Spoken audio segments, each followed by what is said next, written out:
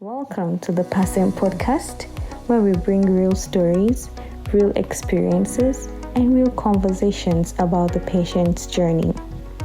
We are breaking the silence, bridging the gaps, and shaping a future where healthcare is truly for the people, by the people. Welcome to yet another episode of the PCC Podcast. I'm your host, Damale Elvis, and here we share real life stories, experiences about the patient's journey.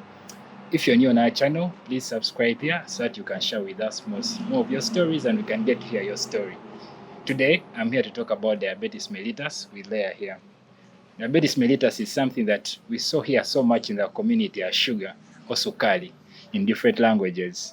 And it's a disease that very many people struggle to understand how to control, how to understand what it is.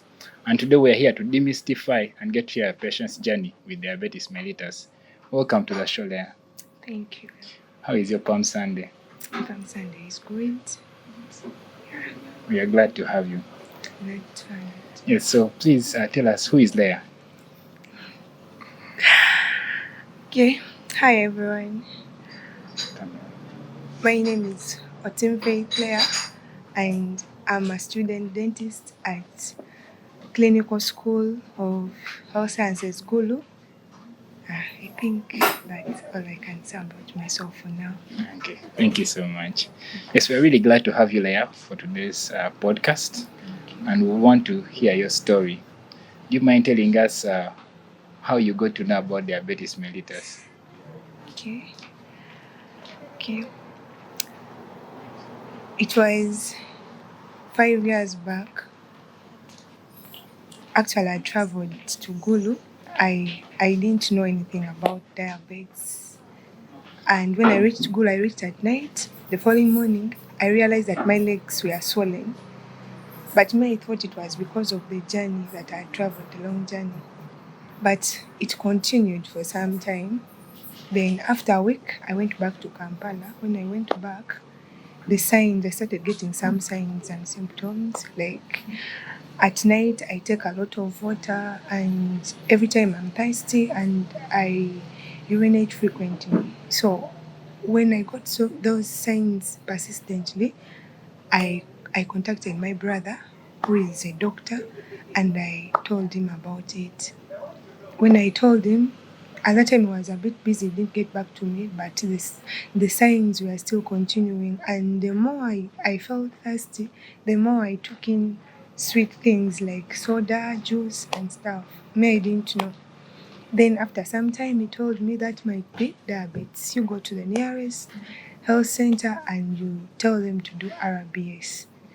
I didn't even know what RBS was. So just before you go to going to the nearest clinic, when these symptoms of urinating frequently in the night and feeling your legs are swollen or happening, what was going through your mind?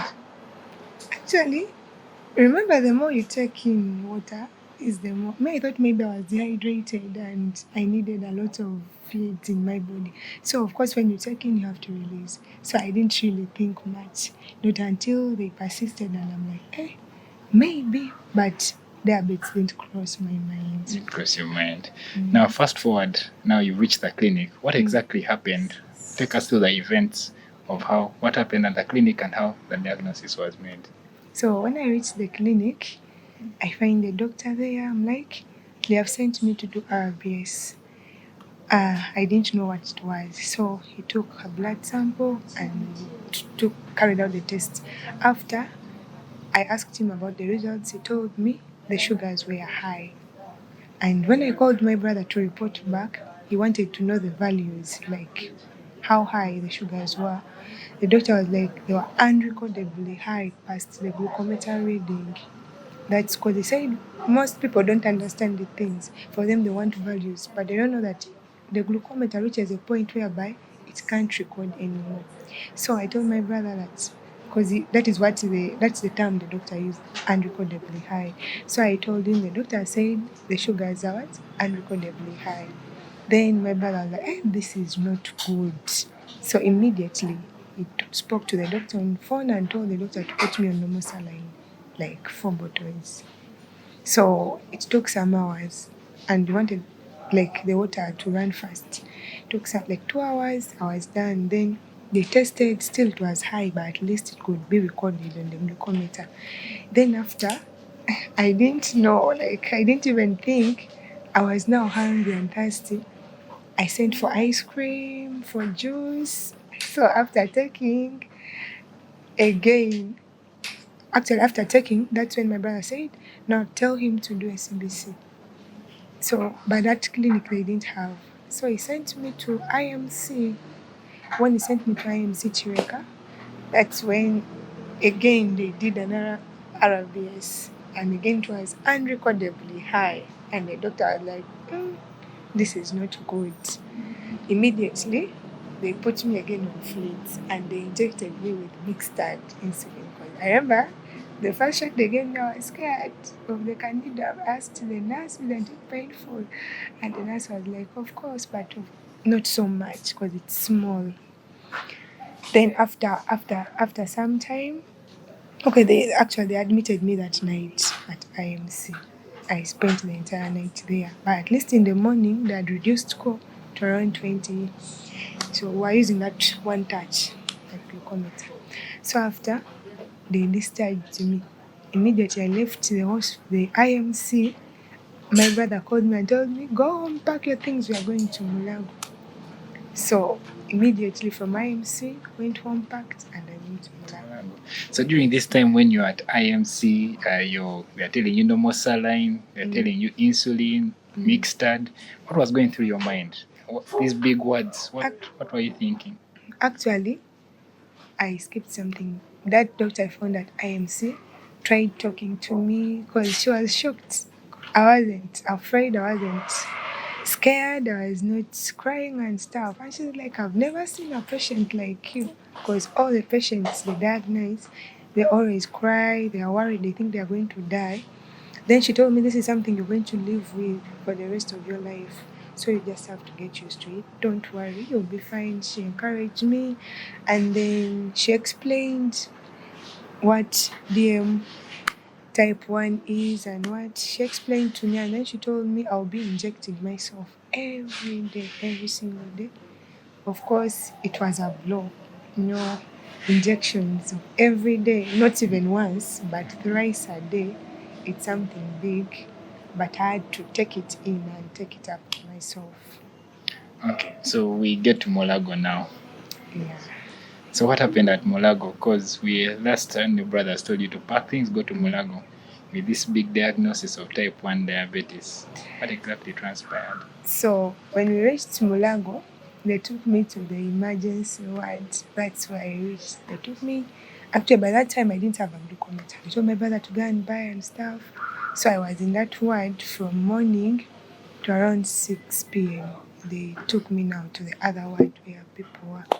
So being there, remember being in the emergency ward, there are emergencies.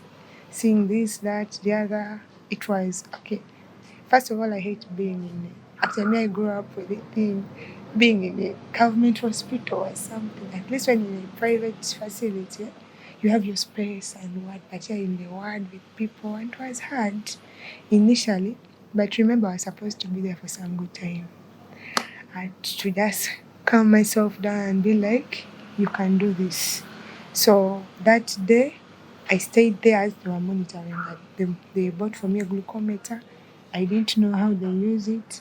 They taught me how to use a glucometer. So I started test. I think after 2 hours, I test to see are they increasing, reducing, or constant. But the moment I eat, of course, I shoot. And I have to inject myself for that day. Then at night, that's when they taught me how to inject myself, but I couldn't. I gave my sister to inject me. I was fearing, yes, for that day. Then with time, actually the whole period we were in Mulago, my sister was the one injecting me because me, I couldn't do it on my own. I stayed there until they told me to be there until the sugars reduced to a certain point, and then that's when they will discharge me. Then when it reached the number they wanted, that's when they discharged me from Mulago. After teaching me the foods and what to eat, what to take, when to inject myself, the dose and everything. So for that period of 2 weeks I was there, it helped me so much because I learned how to manage this, though not completely because it's a journey. So at least I learned something from there. Okay. So for someone who, when you feel thirsty, you liked soda, you liked ice cream, what are some of the biggest challenges that you are going through in this period when they were telling you that now you have to start drinking, you have to start drinking this, you have to stop eating this, you have to stop ice cream and all this? What was going through your mind and what were the challenges that you were thinking about? Actually, when they told me that, initially I didn't feel bad about the condition, but things that were coming with the condition made it hard for me. You know, when you're used to taking in something, eating something, taking something, and you're not going to take it anymore, it's really very hard. So it took me time. Sometimes I used to sneak and eat core when they are not seeing me because I really loved the things.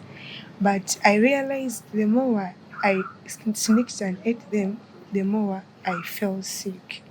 And then I had to talk to myself and you know what? You have to follow instructions because if you don't, you'll die. So it was hard, but I had to get used to it because right now I'm used. I take some, but not so much like the way I used to because I used to take in a lot of sweet things. I used to love whenever I'm thirsty, I take sweet things because I feel like water is tasteless. But nowadays I'm used. I take water and I'm fine. If I want some soda, I take, but not so much. One bottle, that's enough. So just take us through from the time when you were told that you have to stop eating these things to the time when it was okay for you to accept that you're not supposed to eat these things. What is the time frame and what are some of the things that helped you cope with this change in diet? It took me let me say 6 months to get used. What helped me is my sister I was staying with. She used to encourage at some point she also stopped eating the things just to make me feel good that she's not eating, then I shouldn't also eat them. So for that time I stayed with her, she helped me to overcome that thing of I can't stop eating what I've always been because it was really hard for me. But she helped me. She stopped eating those things with me. What I eat is what she eats. Not because she's sick, but because she wanted me to feel good. She wanted me to feel like we can all do this and I can do this even when I have the condition to help me be healthy, look healthy and continue with my everyday life. Because if I'd failed to follow the instructions, like I continue eating the ice cream, too much of ice cream and sweet things, I would be falling sick every time, which is really not good. At the end of the day, a lot of money is being spent on medication, time and everything. So, of course, it's not easy. It was hard for the first 6 months, but with time, I got used that I don't eat the thing that even when they bring, I lost appetite for them because I'd spent some good time with us having them. Okay, you have a really supportive sister. That's a really good compliment. Just to take you back, you said you had to learn how to navigate your normal life again. You've told us about how you navigated your normal life when you're at home with your sister. What were some of the things that happened when you went back to school? Take us through that. When I went back to school, it was a bit hard, very hard, because going to a new environment, because that was the period now, actually I changed school, so, and people not knowing about your condition, and you know school life, you're limited. It's not like when you're home that you have a variety of food, you can just choose what you want, but school, you find what they have told you not to eat, it's in plenty. So they've cooked. It's what they have cooked, and that's what you have to eat as a student.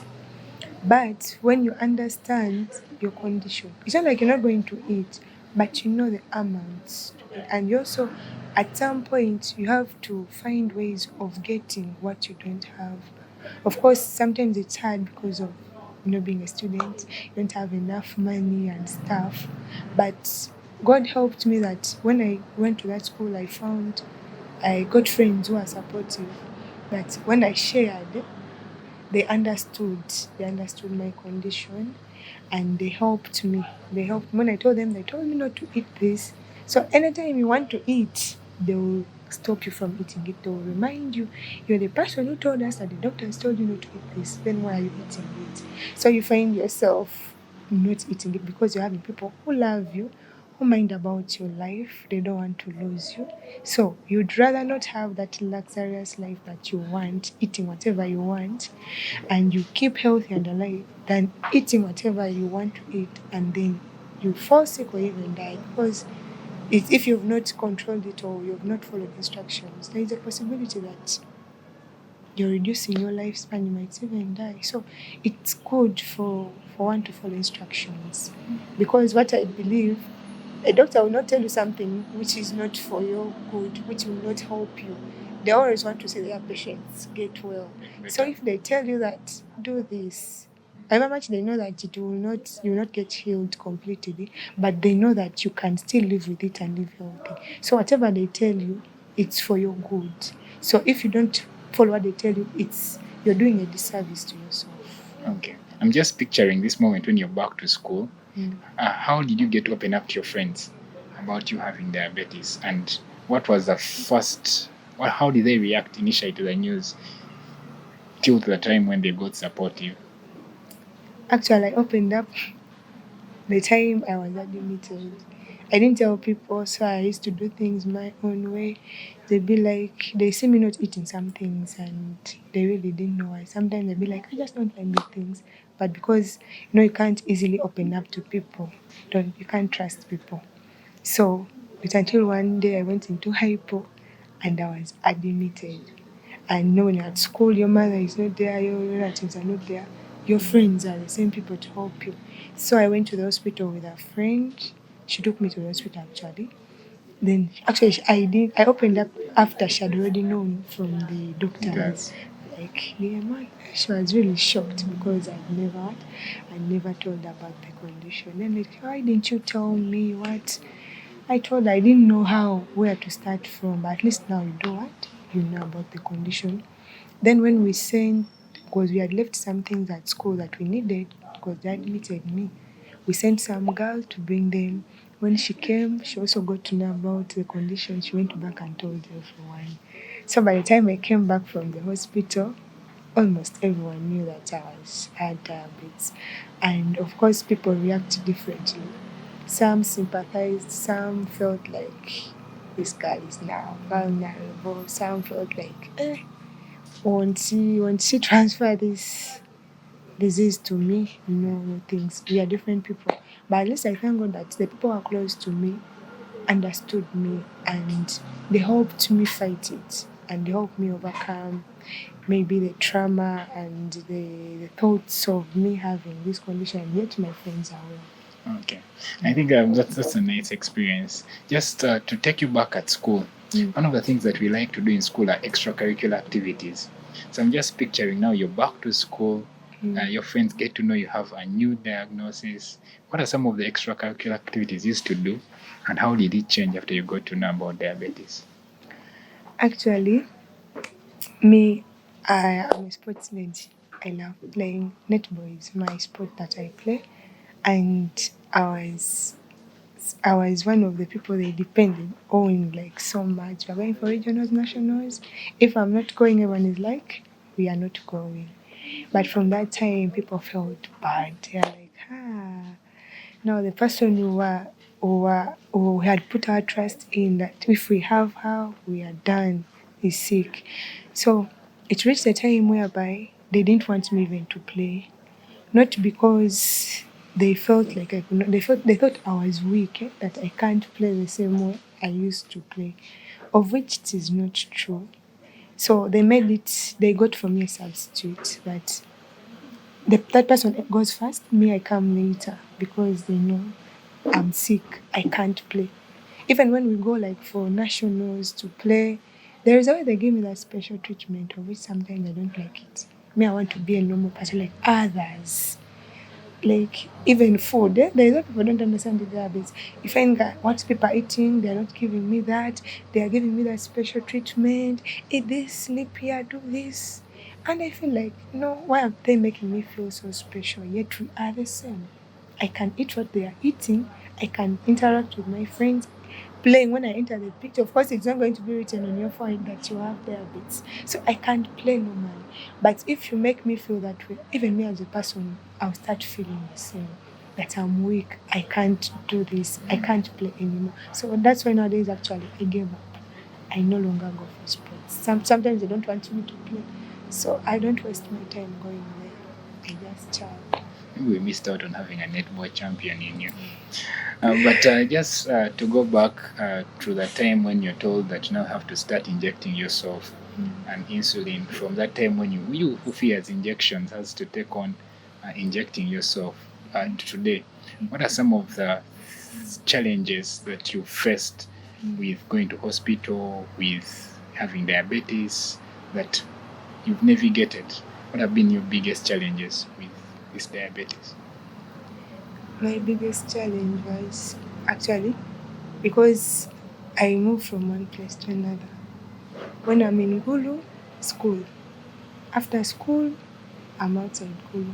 I'm either in Kampala or Hoima. So it becomes hard. Sometimes they give you the date of appointment again for review.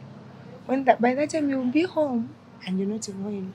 I mean in Gulu. So let me say I'm in Hoima, it's hard because you're used to these people, they know you, you interact freely with them, but meeting new people, all they'll be interested in, how have you been controlling, or maybe they'll just give you the drugs and you do what, and you go. And also, in like changing from, I was used to the other injection before I got the Flexipain. So now changing from this to that, it was a bit hard because actually using this Flexipain, to me it was a bit challenging because I preferred the other one to this. But with time I got used to it. Though initially when I started injecting myself, whenever I could inject myself I could swell because I used to just be nervous and I just press the needle on top of the skin like this because I'm nervous. So the whole drug just piles on one place and I swell like this. But with time, I started gaining confidence slowly by slowly. So it became something that was normal to me, like normal anytime, anywhere, I can inject myself.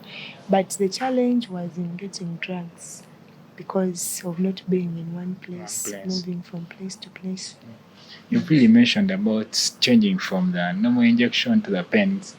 Wow, when did this happen and why were you changed? It was, I think, 2 years back when they changed.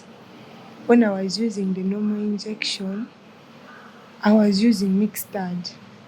So Mixtard didn't treat me well. Whenever I used it, like at night when I sleep, I used to go into hypos at night, every night. Initially, it was, I'm like, maybe because me I didn't know what hypo, what's the things. What does hypo mean to someone who is watching and doesn't know what hypo means? Hypo, it's when your sugars go down. And hyper, it's when they raise past the normal. So hypo, my sugar used to go very low, if I know, 2, 3. And what I used to do, I used to wake up at night. I don't even have energy. I crawl like a baby to the kitchen just to get something to eat when everyone is sleeping. When I reach there, I eat, like someone who has been starving for years. I eat faster because I'm very young, I'm even shaking. Then after eating, I feel very weak, I can't even go back. I sleep in the kitchen. They find me in the morning in the kitchen. It happened. Now when my brother one day is the one who found me, like, what is not happening? That's when I told him and he took me back to the hospital. They kept on reducing, but even when they reduced my dose, still I could face the same challenge. I think that's when they changed from the pain. To the pain. But what exactly were you feeling when you're going into these hypos? I feel weak, sweat, my vision also becomes blurry, not clear. What used to disturb me so much, that weakness and the sweating, I feel out of heat. I'm like, what? I can't even move my hand. I'm like, won't I just die? Because I used to sleep with my sister in case of anything. I can't even tap her. Sometimes she sleeps late because she wants to monitor me and what, and I don't want to really disturb her. So I crawl like a baby, go to the kitchen. But hypo, It's not a nice experience. No. Yeah, from what you're saying, I can only imagine. Yeah. Just to take you through using the pen, Mm. at what stage did you start using the pen? How were you introduced to it? What have been some of the benefits that have come with using it? Actually, I started using a pen, I think 2 years after using the injection. So the benefits of a pen, it's like it's first of all it's flexible, and I would say it's easy to use compared to the other one. When you look at the other long the needle and it's really scary. But a pen, actually, sometimes my friends find it and they think it's a pen, a writing pen. People don't understand it.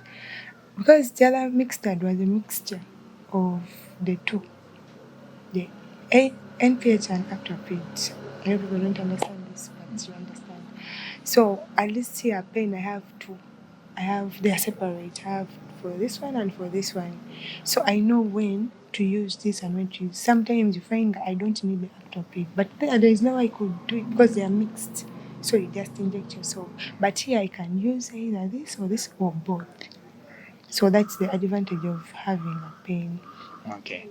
So now, fast forward, when you've got a community in the clinic where you've got a pen and you're being followed up, what are some of the things that have helped you cope with living with diabetes that you would want to share with someone out there that has diabetes?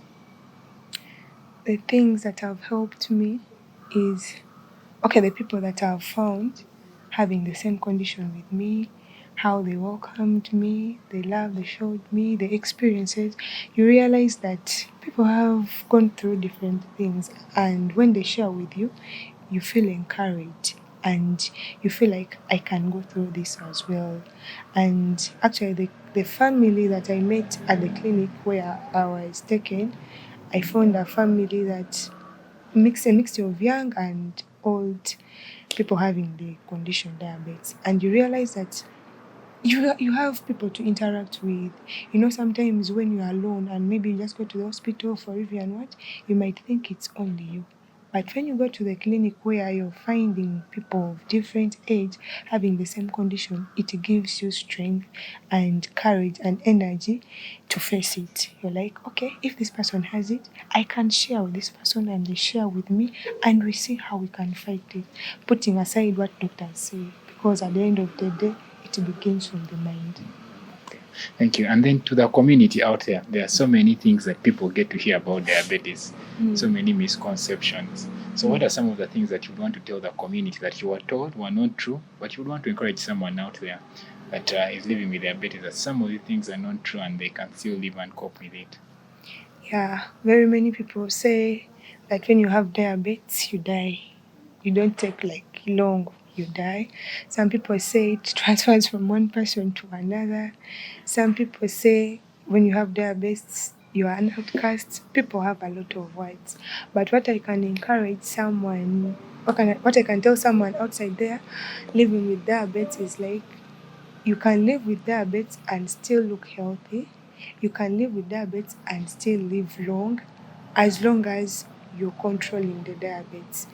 Having diabetes does not mean that you're going to die, does not stop you from doing what you've always been doing.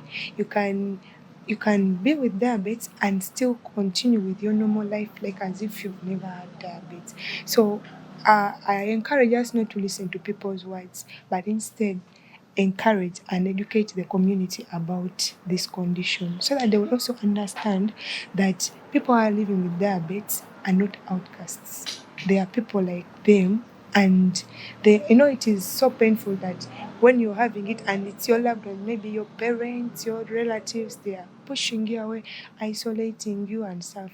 I don't blame them because people are ignorant. They don't know what diabetes is, because we grew up knowing that diabetes, it's a disease for old people, rich people, fat people. but which is really not true. So if the community is educated about what diabetes is, how it comes about, and how it can be controlled, how one can live with it, they will understand. So people out there, I encourage you to be strong, knowing that living with diabetes does not mean you're going to die.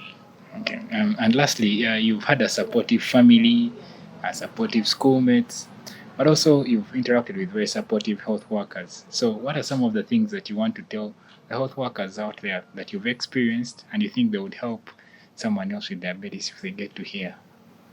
So I encourage the health workers to take it up to themselves. Like, if you have a patient, not only diabetes, but since we're talking about diabetes, don't just mind about how they have been controlling their sugars and stuff. Let it not be just about the disease, but also mind about the life of the patients you're dealing with, how they are coping up, how they feed.